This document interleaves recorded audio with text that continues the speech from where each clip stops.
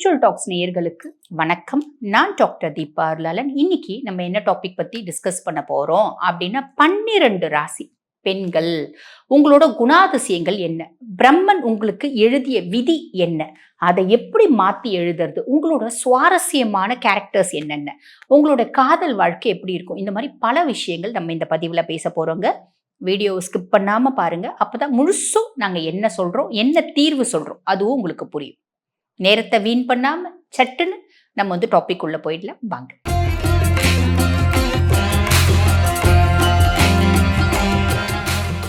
கன்னி ராசி பெண்கள் உங்களுக்கு பிரம்மன் எழுதிய விதி என்ன அப்படின்னா கால புருஷனுக்கே 6ஆம் பாவம்.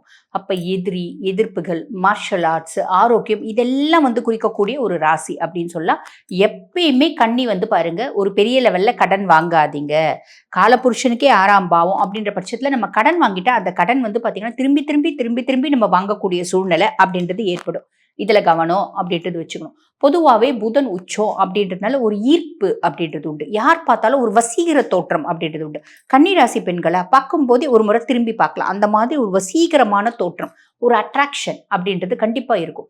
ஒரு நல்ல அப்சர்வர்ஸ், வெரி குட் அப்சர்வர்ஸ் அப்படின்னு சொல்லலாம். எந்த ஒரு விஷயத்த கொடுத்தாலும் அதனோட நதி மூலம் ரிஷி மூலம் ஆராய்ஞ்சி இது என்ன அப்படின்னு கண்டுபிடிச்சிடுவாங்க.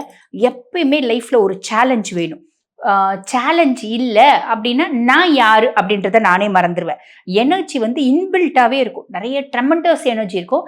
ஆனா எனக்கு ஒரு அப்போசிஷன் வேணும், எனக்கு ஒரு சேலஞ்ச் வேணும், என் கூட ஒருத்தவங்க கம்பேரிசன் இருக்கணும். இருக்குது அப்படின்னா நான் என்னோட முழு கேரக்டர்ஸை மேனிஃபெஸ்ட் பண்ணுவேன் அப்படின்றது அர்த்தம். சரி, பொதுவா கண்ணினோட ஒரு அதீத புத்திசாலித்தனம், புதன் உச்சமடையக்கூடிய ராசி இல்லையா, அதீத புத்திசாலித்தனத்தினால நிறைய கன்னி ராசி பெண்கள் பாத்தீங்கன்னா இந்த டிடெக்டிவ், சிபிசிஐடி வேலை, மீடியா, சாஃப்ட்வேர், மார்ஷல் ஆர்ட்ஸ் இதெல்லாம் இருப்பாங்க. அந்த ஹீலர்ஸ் இதெல்லாம் இருப்பாங்க. சமையல்லாம் செய்யறாங்க அப்படின்னா நான் தான் பெஸ்ட்னு ப்ரூவ் பண்ணும். நல்ல வித்தை தெரிஞ்சவங்க அப்படின்லாம். எந்த ஒரு விஷயத்த செய்யறாங்க அப்படின்னாலும் புதுமையா செய்வாங்க. நம்ம ரொம்ப சிம்பிளா மாங்காய்னா ஊறுகாய் போடுவோம். இவங்க மாங்கானோட ஜூஸ் எடுத்து அதை பாத்தீங்கன்னா ஒரு ஊறுகாய் மாதிரி அது டேஸ்ட் இருக்கும். ஆனா சாப்பாட்டுல போட்டு பிசைஞ்சு சாப்பிட்ற மாதிரி. இந்த மாதிரிலாம் நான் நிறைய கண்ணியை பார்த்துருக்கேன். ரொம்ப சிம்பிள். ஒரு காலிஃப்ளவர் கொடுக்குறோம் அப்படின்னா பெண்கள் அதில் ஒரு 100 வகையான டிஷ்ஷு செய்வாங்க. அந்த நிறைய டிஷ்ஷு நம்மளுக்கு பேரும் என்னன்னு தெரியாது, அது என்னன்னு தெரியாது, அவங்களுக்கே அது பேர் என்னன்னு தெரியாது. கேட்டால் என்ன சொல்லுவாங்க, இது நான் புதுசாக ட்ரை பண்ணேன் அப்படிம்பாங்க. புதுமை விரும்பிகள் அப்படின்னு சொல்லலாம். சரி, அதுக்காக பழமையை மறந்துடுவாங்களா? நல்ல விஷயம் பழமையா இருந்தாலும் ஃபாலோ பண்ணுவாங்க. புதுசா விஷயம் அவங்களுக்கு எந்த ஃபீல்டில் அவங்க இருக்காங்களோ அந்த ஃபீல்டில் புதுமையை பார்த்தீங்கன்னா நிறைய புகுத்துறது கன்னியாக தான் இருக்கும் அப்படின்னு சொல்லலாம்.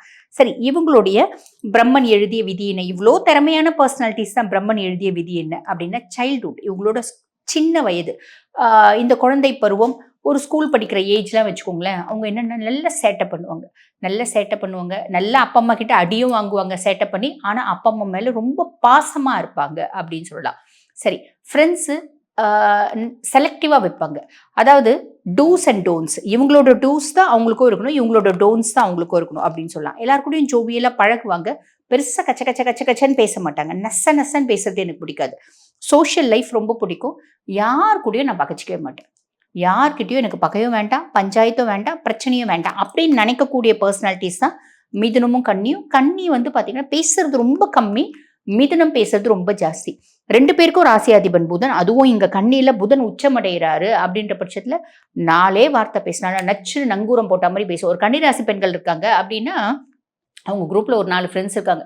நாங்கள் ஸ்கூல்லேருந்து இப்போ வரைக்கும் 4 பேரும் பெஸ்ட் ஃப்ரெண்ட்ஸுங்க. இப்போ புதுசாக எங்கள் கூட ஃப்ரெண்டுன்னு ஒரு கிளி சேர்ந்து இருக்குது. அந்த கிளி உண்மையாகவே கிளியா இல்லை பார்த்தீங்கன்னா கழுகா அப்படின்னு சொல்லிட்டு 10 நிமிஷம் அந்த பிள்ளை பேசுது. அப்படி இல்லை இவங்க ஃப்ரெண்ட்ஸ்ல எல்லா ராசியும் இருக்காங்கன்னு வச்சுக்கோங்களேன். ஒரு பிள்ளை கன்னி ராசி, அவங்க குரூப்ல புதுசாக ஒரு பொண்ணு சேர்றா. மீதி ஃப்ரெண்ட்ஸ் எல்லாம் அவளை அக்செப்ட் பண்ணிக்கிறாங்க. இந்த பொண்ணு அக்செப்ட் பண்ணுவாளா? அனலைஸ் பண்ணுவான். அது கிளி இல்லை, அது கழுகு. அது ஒரு காரண காரியத்துக்காக நம்ம கூட சேர்ந்திருக்கு. அதனோட இன்டென்ஷன் இதுதான் அப்படின்றத ரொம்ப தெளிவா புரிஞ்சுப்பாங்க கன்னி அப்படின்னு சொல்லலாம். சரி, அப்படிப்பட்ட புத்திசாலிங்க. ஒர்க், இவங்களோட வேலையை பற்றி சொல்லணும் அப்படின்னா எக்ஸலண்ட்டாக பிளான் போடுவாங்க.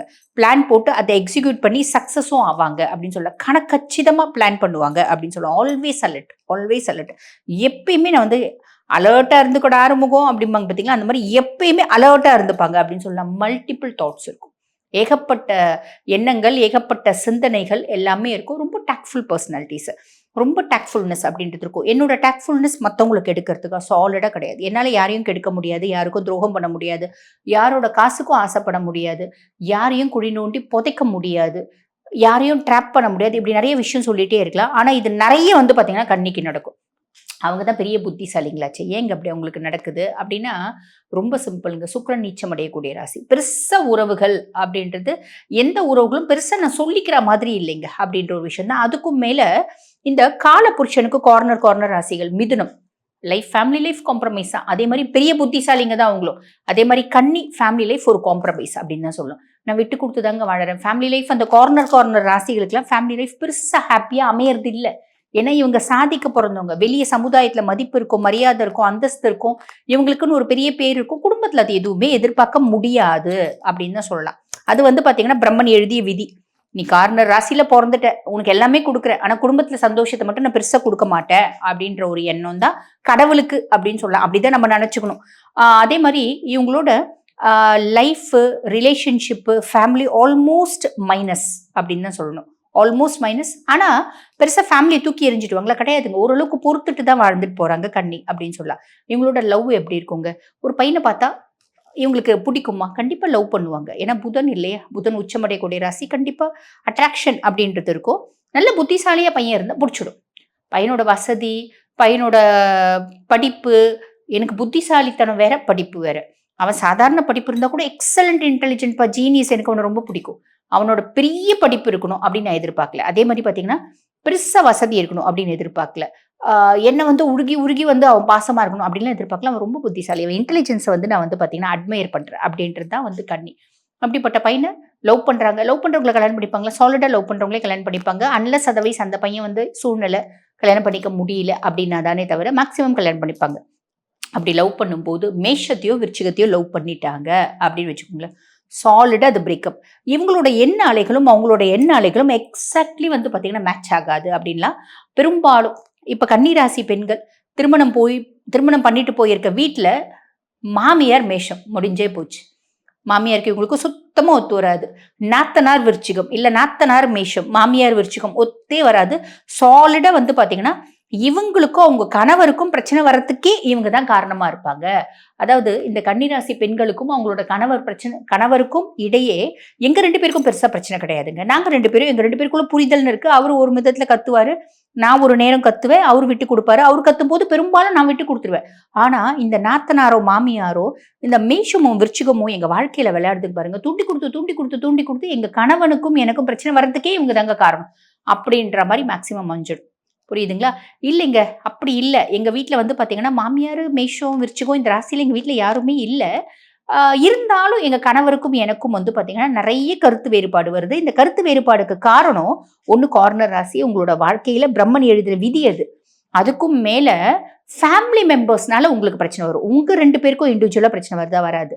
இது வந்து யாருனால வரும்? குடும்பம் சார்ந்த பிரச்சனை வரும், குழந்தைங்க சார்ந்த பிரச்சனை வரும், உங்க வேலை சார்ந்த பிரச்சனை வரும், உங்களோட பிஹேவியர் சார்ந்த பிரச்சனை வரும். இந்த மாதிரி கன்னிக்கு ஏதோ ஒரு விதத்துல பிரச்சனை அப்படின்றது வந்து பாத்தீங்கன்னா மத்தவங்களால வருமே தவிர தன்னால வராது. உறவுகள், எல்லா உறவுகள்கிட்டயும் நான் பாசமா இருக்கேன். ஒரு உறவாவது எனக்கு பாசமா இருக்கா? இருக்காது. ஏன்னா சுக்கிரன் நீச்சம். பொதுவா சுக்கிரன் நீச்சம் இருக்கு அடையும் போது சுக்கிரன் நல்லா இருக்குதா எல்லா உறவுகளும் நம்மளுக்கு ஏதோ ஒரு விதத்துல நம்மளுக்கு வந்து பாத்தீங்கன்னா இந்த மந்திரி சூட்ட மாதிரி நல்லது செய்வாங்க. ஆனா சுக்கிரன் நீச்சம் அடைகிறா அப்படின் போது பெரும்பாலும் உறவுகள் நல்லபடியா அமையாது. இதுதான் உண்மை. சரி, அப்படி பொறுத்துட்டு வாழ்வாங்க. பெருசா வந்து தூக்கி போடுறதுல என்னால முடியல, ஒரு ஸ்டேஜுக்கு மேல என்னால என் கணவனை டாலரேட் பண்ண முடியல அப்படின்னா என்ன பண்ண முடியும்? அவன் நல்லவன் தான், ஆனா என்ன பண்ண முடியும்? வீட்டுல இருக்கவங்க பேச்சு அப்படியே கேட்டுட்டு என்ன ரொம்ப பாடாப்படுத்துறான். எவ்வளவு நாள் தான் என்னால பொறுக்க முடியும்? தண்ணி கூட 3 முறை தானங்க பொறுக்கும். கரெக்டு தான். ஒரு ஸ்டேஜுக்கு மேல முடியல அப்படின்னா தான் தூக்கி போடுவாங்களே தவிர மேக்சிமம் வந்து பாத்தீங்கன்னா அட்ஜஸ்ட் பண்ணிட்டு தான் வாழ்றாங்க.